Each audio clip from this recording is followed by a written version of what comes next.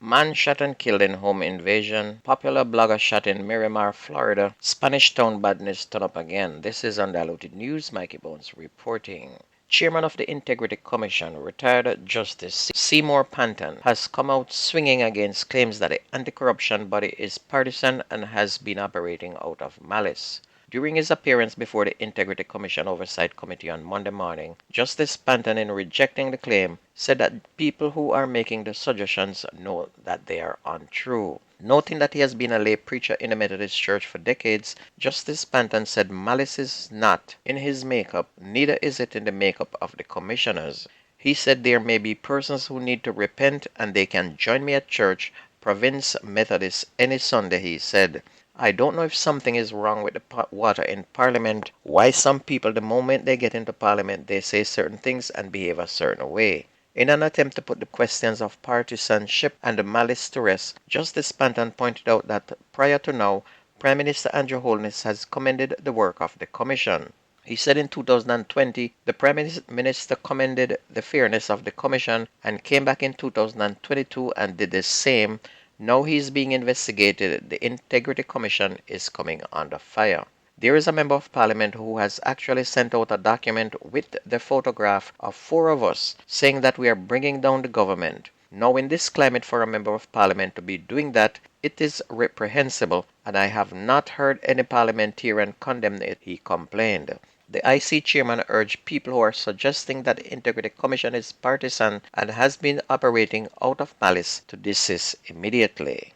Chevin Buchanan, the Jamaica Defense Force private who was charged in relation to the seizure of an illegal firearm and ammunition in St. Elizabeth, was offered $700,000 bail with surety when he appeared in court on Monday. As a condition of bail, he is to report to the police daily, and he is also confined to barracks. The other 2 men who were jointly charged were remanded as the court awaits background information.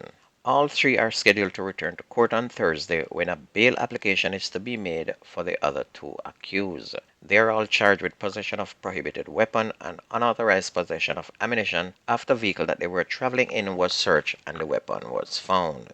Meanwhile, the St. Mary police are seeking a man known only as Blacks, who they believe can assist in their investigation following the siege of a firearm and ammunition on Monday at a premises on Cox Street, Port Maria in the parish.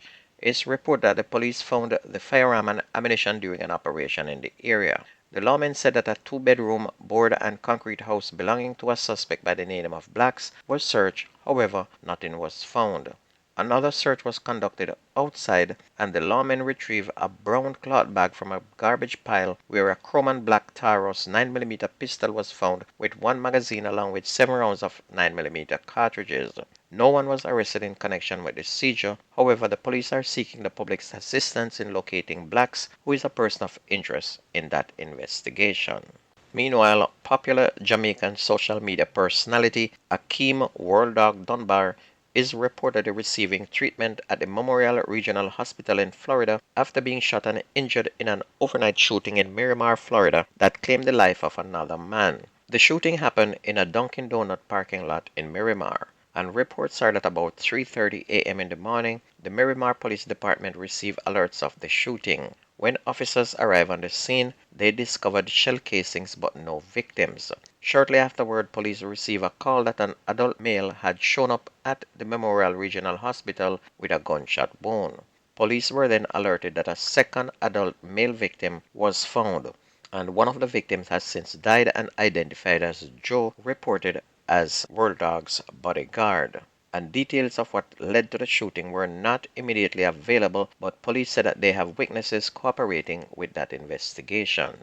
A man was shot and killed during a home invasion on Sunday evening on Fairfield Road in Spanish Town in St. Catherine. The deceased has been identified as 41-year-old Martin Hudson of a Fairfield Road address in St. Catherine. Reports are that about 7:55 p.m., Mr. Hudson was at home with his brother when armed men entered the house and opened fire, injuring Hudson and his brother. Hudson later succumbed to his injuries, while his brother has been hospitalized in a stable condition. The Spanish Town Criminal Investigation Branch is now investigating. And as we continue that the Spanish Town badness turn up again, A man was shot and killed while riding his bicycle along Nugent Street in Spanish Town, St. Catherine on Monday morning. The deceased has been identified as 44-year-old Gary Shaw, a kitchen attendant of Old Harbour Road in the parish. According to the Corporate Communications Unit of the Jamaica Constabulary Force, residents stumbled on Shaw's body about 6 a.m. on Nugent Street and summoned the police. Upon arrival, the police found Shaw's body beside his bicycle with gunshot wounds to his upper chest. He was transported to hospital where he was pronounced dead, and the Spanish Town police are now investigating. And you can discover that a lot of the murders in Spanish Town is now due to gang war now in effect.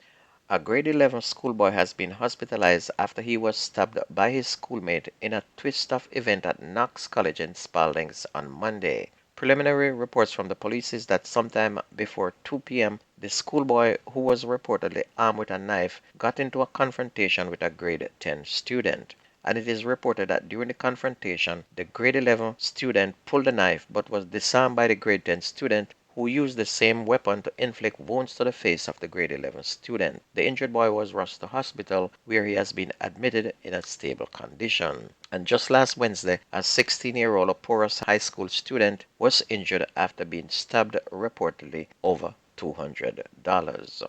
On to sports, the U.S. men's national team fell 2-0, losing to Mexico to a first half and a second half goal by their veteran striker Raul Jimenez. The setback at the Estadio Akron snapped the USA's 7-game unbeaten streak, which is 5 wins and 2 draws over Mexico. Over in Jamaica in the Da Costa Cup in the lone game played in the second round, Port Antonio and Dintil played to a 0-0 draw. And in Manning Cup, we had several games yesterday. St. Andrew Technical beat Kingston Technical 18-1. You heard that right, 18-1. Calabar were 4-1 winners over Vauxhall. Camperdown were 2-0 winners over Haile Selassie. Ascot beat Pembroke Hall 4-2, while Charlie Summit tagged Tarrant 4-0. And if you missed the news on this radio station, please go to YouTube, type in Jamerican Undiluted News, listen, like, share, and subscribe to keep us going. My name is Mikey Bones. Have a wonderful day. I gone.